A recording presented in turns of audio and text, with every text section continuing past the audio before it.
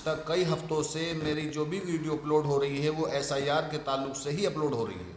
हत्ता कि जो मैंने लाइव स्ट्रीम की है उसका मौजू, उसका टॉपिक भी मैंने एसआईआर को ही बनाया है, क्योंकि मुझे लगता है कि इस वक्त एसआईआर इंसानी बहुत बड़ी ज़रूरत है। और इस ताल्लुक से हमने ज़मीनी स्तर पर भी लोगों से जाके मुलाकातें की हैं, उनको सही जानकारी भी दी है और एसआईआर के उनके फार्म जो उनको मिले हैं वो उनको हमने सही तौर पर भरवा कर बीएलओ साहब के पास जमा भी करा दिए हैं। और अपने चैनल की वीडियो के ज़रिए से हमारी आगे भी कोशिश ये रहेगी कि एसआईआर के बारे में सही जानकारी जो प्रदेश निर्वाचन आयोग की तरफ से बीएलओ को या मतदाताओं के लिए जारी निर्देश हैं वो सही जानकारी आप तक पहुंचती रहे। इस सिलसिले में हम आपको आगे भी जानकारी देते रहेंगे। आज की इस वीडियो में हम हाजिर होने जा रहे हैं उत्तर प्रदेश में एक ज़िला है बिजनौर, और ज़िला बिजनौर की एक सबसे बड़ी पंचायत है राजा का ताजपुर। तो इस राजा के ताजपुर में हम ऐसे मखसूस लोगों से मिलने की कोशिश करेंगे जो एजुकेटेड भी हैं, तालीम याफ्ता हैं और जागरूक भी हैं और तमाम इंसानियत से मोहब्बत रखने वाले भी हैं और बिल्कुल निष्पक्ष तरीके से वो एसआईआर की जानकारी भी दे रहे हैं और एसआईआर के ताल्लुक से लोगों की हेल्प और सहयोग भी कर रहे हैं। इस वक्त आप पहुंचे हैं जिला बिजनौर की सबसे बड़ी पंचायत राजा का ताजपुर में, और सबसे पहले हमारी खुशकिस्मती ये है कि हमने जिन लोगों से मिलने का इरादा किया है उनमें सबसे पहले अल्हम्दुलिल्लाह डॉक्टर फ़हीमुद्दीन अंसारी साहब से हमारी मुलाकात अल्हम्दुलिल्लाह हो चुकी है। मैं इनका दिल से शुक्रगुजार हूँ कि इन्होंने अपना कीमती वक्त हमें दिया और एसआईआर के बारे में मैं इनसे चंद सवाल करूंगा जिसके जवाब मैं उम्मीद करता हूं आपके लिए भी बहुत नफ़ा बख्श होंगे और हमारे तमाम व्यूवर्स के लिए बहुत फ़ायदेमंद साबित होने वाले हैं। इस सिलसिले में डॉक्टर साहब आपसे चंद सवालात में लेकर हाजिर हुआ हूं और हम ये चाहेंगे कि हमारे व्यूवर्स से आप जो है मुखातिब हो जाएं और इन सवालों के जवाब आप दें, तो मुमकिन है कि इस वक्त जो है एसआईआर की प्रक्रिया में लोगों को आसानी हो जाएगी। तो इस सिलसिले में मेरा सवाल पहले डॉक्टर साहब आपसे ये है कि देश के 12 राज्यों में एसआईआर की प्रक्रिया चल रही है, आप भी जानते हैं माशाल्लाह। उत्तर प्रदेश निर्वाचन आयोग की तरफ से जो समय मतदाताओं को और बीएलओ को एसआईआर की प्रक्रिया पूरा करने के लिए मिला है वो समय सीमा बहुत कम है, इस बारे में आपकी क्या राय है? देखिए, चुनाव आयोग ने जो टाइम फिक्स किया है 1 महीने से ज़्यादा का, कुछ सोच समझ के ही किया होगा, मैं समझता हूँ। लेकिन अब जिस तरीके से फील्ड में काम हो रहा है और जो लोगों के सामने परेशानियाँ आ रही हैं उसे देखते हुए ये वक्त जो है 1 महीना कुछ दिन का, ये नाकाफ़ी है। इसको जो है चुनाव आयोग को इसे बढ़ाना चाहिए ताकि किसी भी आदमी का फॉर्म जो है वो फिलअप करने से, सबमिट करने से न रहे। इसका मतलब ये समझा जाए कि उत्तर प्रदेश निर्वाचन आयोग को इस बारे में संज्ञान लेना चाहिए और लोगों की परेशानियों को देखते हुए कुछ समय सीमा और बढ़ानी चाहिए। बिल्कुल, समय सीमा बढ़ाई जानी चाहिए और ये उनके जो अधिकारी हैं, बीएलओज़ हैं, उनकी तरफ से जो है, जैसा कि मुझे जानकारी मिल रही है कि उन्हें बताया जा रहा है अपने अधिकारियों को कि ये टाइम कम है, हम इस टाइम में काम नहीं कर पाएंगे, इसकी फॉर्मेलिटीज़ बहुत बड़ी है और मेरे ख्याल से टाइम बढ़ना चाहिए। चलिए, बहुत धन्यवाद, आपका शुक्रिया। एक सवाल और है डॉक्टर साहब, मतदाताओं में एसआईआर को लेकर डर और भ्रम की स्थिति देखी जा रही है जी। कुछ मतदाता ये समझ रहे हैं कि एसआईआर की प्रक्रिया पूरी होने के बाद उनका नाम वोटर लिस्ट में अगर नहीं आया तो उनका वोट का अधिकार उनसे छिन जाएगा और उन्हें अपनी नागरिकता साबित करनी होगी। इस बारे में सही जानकारी मतदाताओं तक पहुंचनी बहुत ज़रूरी है, इसलिए आज हमारे व्यूवर्स को आप सही जानकारी दें कि क्या ये भ्रम और ये जो डर है उनके दिल के अंदर, इसकी सही जो है ना जानकारी आप हमारे व्यूवर्स को दें। देखिए, एक तो हमें ये फ़र्क समझना पड़ेगा कि एसआईआर और एनआरसी 2 अलग अलग चीज़ें हैं। एसआईआर से केवल हमें जो है वोटों की जो लिस्ट है उसका संशोधन किया जा रहा है। पुरानी 2002 में जो एसआईआर हुआ था, 2003 में जो एसआईआर की लिस्ट शाये हुई थी, उसमें कितने मतदाता बढ़ गए हैं उसको जो है ये कैलकुलेट किया जा रहा है और लिस्टेड किया जा रहा है। एनआरसी अलग चीज़ है। जहाँ तक भ्रम की बात है, मैं समझता हूँ कि बिहार में अभी पिछले दिनों चुनाव हुए हैं, सोशल मीडिया और इलेक्ट्रॉनिक मीडिया सभी के ज़रिए एक बात वहाँ से निकल के आई है कि लगभग 68 या 70 हज़ार मतदाताओं के जो हैं वोट कम कर दिए गए हैं एसआईआर के माध्यम से।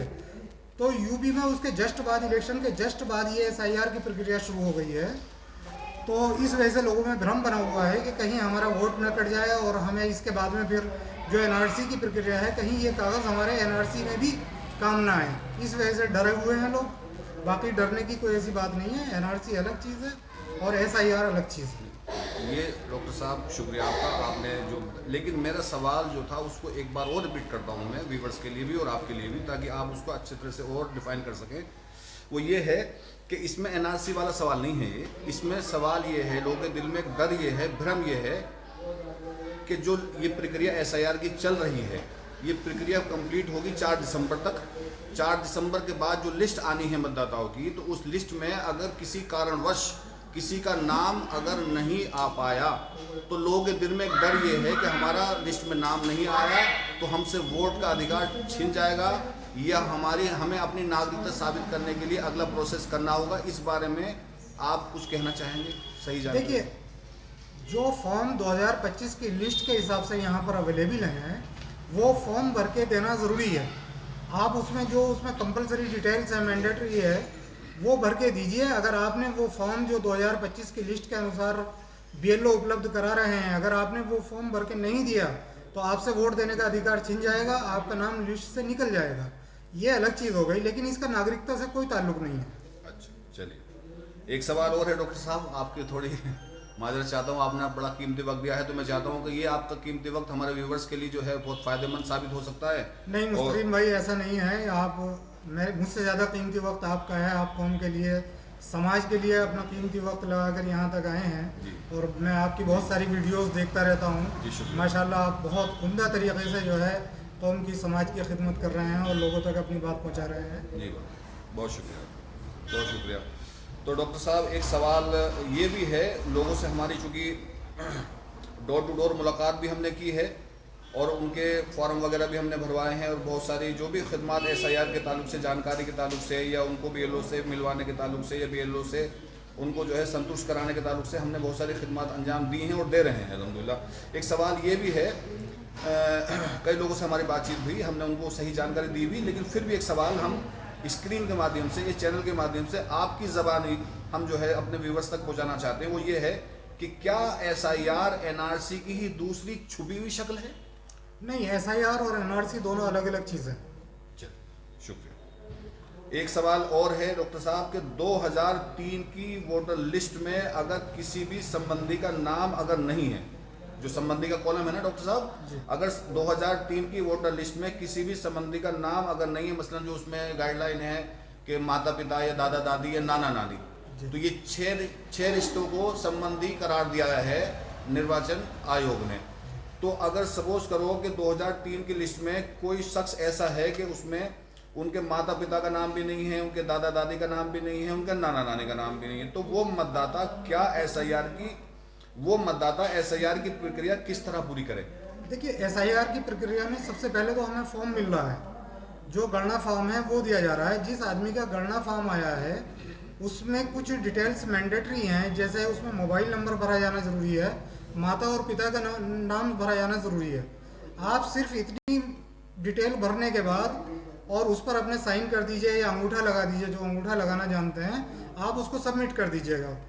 आपका वोटर लिस्ट से नाम नहीं कटेगा। अगर आपने ये तीनों चीज़ें नहीं भरी हैं और आपने ये सोच लिया कि ये फॉर्म जो है हमारे पास डॉक्यूमेंट्स नहीं है, इसको क्या करेंगे भर के, आपने सबमिट नहीं कराया, तो आपका लिस्ट से नाम कट जाएगा।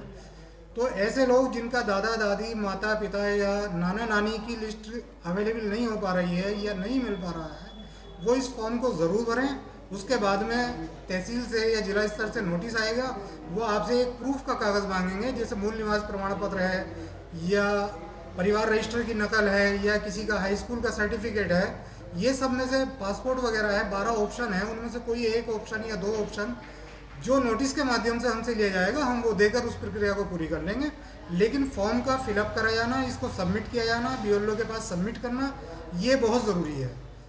मैं सभी मतदाताओं से ये अपील करता हूं कि जिन लोगों को फॉर्म मिले हैं वो अपना फॉर्म ज़रूर भरें। उसमें 2-3 डिटेल जितनी भी उनके पास मौजूद हैं वो उस डिटेल को भर के उसे बीएलओ को दें। बहुत शुक्रिया। एक आखिरी सवाल ये है आपसे, वैसे आपने बहुत अच्छी तरह डिफाइन किया हमारे व्यूवर्स के लिए, बहुत शुक्रिया आपका। आखिर में एक सवाल ये बनता है, और लगभग उसका जवाब तो इसी बातचीत में आपने हमें लगभग दे दिया है, लेकिन फिर भी जिन लोगों के एसआईआर के फार्म नहीं मिले, बहुत से ऐसे भी लोग हैं जिनको एसआईआर के फार्म नहीं मिले, या फिर 2025 में उनके वोट नहीं है, ये एक अलग सवाल हो गया। तो वो SIR की प्रक्रिया किस तरह पूरी करेंगे डॉक्टर साहब? देखिए, जिन लोगों के SIR के फॉर्म नहीं मिले हैं वो इधर उधर हो गए हैं, एक BLO से दूसरे BLO पे पहुंच गए हैं, लिस्टों पे नाम उनका गड़बड़ हो गया है, उनके नाम तो BLO की जिम्मेदारी है कि वो उनके घरों तक पहुंचाएंगे। तो वो लोग बेफिक्र रहें, और अगर किसी वजह से उनके फॉर्म उन तक नहीं पहुंचे हैं तो वो BLO से अपने कांटेक्ट कर सकते हैं। जो हमारा पहचान पत्र है उसमें एक ऊपर जो एपिक संख्या है उसको आप ऐप में डाल के या BLO के पास उसको ले जाके वो आपको ये बता देंगे कि आपका फॉर्म किस जगह पे है, किस BLO के पास है। किसी वजह से अगर आपका फॉर्म 2025 की सूची में आपको नहीं मिलता है या आपका नाम नहीं आता है तो वो नए मतदाताओं की श्रेणी में आएंगे, चाहे उनकी आयु कितनी भी हो। उन लोगों को नए फॉर्म भरने के लिए 9 दिसंबर के बाद से एक अभियान चलेगा। मेरा सभी मतदाताओं से ये कहना है कि जिनके बच्चों का जिनकी उम्र 18 साल से ज़्यादा हो गई है या जिन लोगों का 2025 की लिस्ट में नाम नहीं आया है वो अपने डॉक्यूमेंट्स कंप्लीट करके रखें, क्योंकि नए वोट बढ़ाने के लिए टाइम बहुत कम दिया जाएगा। इस वजह से वो 2 फोटो, अपना आधार कार्ड और अपना कोई भी प्रमाण, अपने वालिदैन की वोटर लिस्ट का प्रमाण, ये अपने पास तैयार रखें। और BLO से या जो कैंप लगाकर काम कर रहे हैं, मैं भी इस जानिब काम कर रहा हूँ, मैं भी कुछ लोगों की लिस्ट बना रहा हूँ। मेरे पास लोग आ रहे हैं कि हमारा वोट नहीं आया है, तो मैं उनके मोबाइल नंबर लेकर और उनकी लिस्ट बना रहा हूँ। उनको फ़ोन करके मैं 9 तारीख में ये बता दूंगा कि आप मेरे पास आइए, अपने डॉक्यूमेंट्स लेके आइए, आपका नया फॉर्म हम भरेंगे।